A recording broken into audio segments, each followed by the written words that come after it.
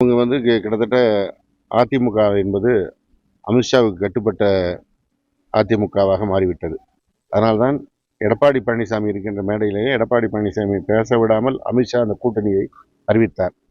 அவர் எல்லாவற்றுக்கும் வேடிக்கை மௌன சாட்சியாக வேடிக்கை பார்த்திருந்தார். இன்றைக்கு அதே போலதான் இந்த திராவிட இயக்க தலைவர்களை, பெரியாரை, அண்ணாவை விமர்சிக்கின்ற அந்த செயல்பாடுகளையும் அதே மேடையில் உட்கார்ந்து கொண்டு வேடிக்கை பார்க்கின்ற நிலைமைக்கு அவர்கள் தள்ளப்பட்டிருக்கிறார்கள். எப்பொழுது கேட்டாலும் திராவிட இயக்கத்தை சேர்ந்தவர்கள் என்று சொல்லிக் கொள்கின்ற அவர்கள் நேற்றைக்கு நடந்த சம்பவத்திற்கு இதுவரைக்கும் வாய் திறக்கவில்லை. மிகுந்த ஒரு அவமானகரமான சம்பவம் நடந்தேறியிருக்கிறது.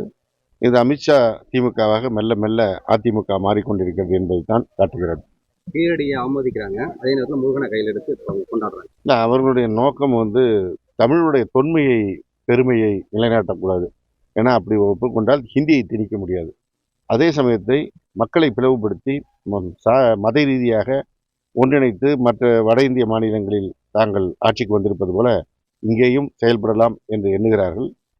தமிழ்நாட்டு மக்கள் விழிப்புணர்வு பெற்றவர்கள், திராவிட இயக்கத்தினுடைய பெரியார், அண்ணா வழியிலே இருந்து இந்த கொள்கைகளை பார்த்து கொண்டிருப்பவர்கள் அந்த செயல்பாட்டிலே தொடர்வார்கள். விடியல் பயணம், உரிமை தொகை இது நல்லா ரீச் ஆகிருக்கு நிறைய இடத்துல. நீங்கள் போகிற இடங்கள்லாம் உங்களை வரவேற்கிறது இங்கே எப்படி? நான் தொடர்ந்து சொல்வது போலதான் மாண்புமிகு தமிழ்நாடு முதலமைச்சருடைய பல்வேறு திட்டங்கள் இருக்கிறது. அந்த திட்டங்களில் முதன்மையான திட்டங்களாக இன்றைக்கு பொதுமக்களிடத்தில் மிகப்பெரிய வரவேற்பை பெற்றிருப்பது கலைஞர் மகளிர் உரிமை தொகை, அதே போல விடியல் பயண திட்டம். இந்த 2 திட்டங்களும் பெண்களுக்கான ஒரு விடுதலை உணர்வை அவர்களுக்கு ஏற்படுத்துகிறது. அவர்கள் சுதந்திரமாக சொந்த காலில் நிற்பதற்கான ஒரு வாய்ப்பை ஏற்படுத்துகிறது என்ற அடிப்படையில் பெண்களிடத்தில் மிகப்பெரிய வரவேற்பை பெற்றிருக்கிறது.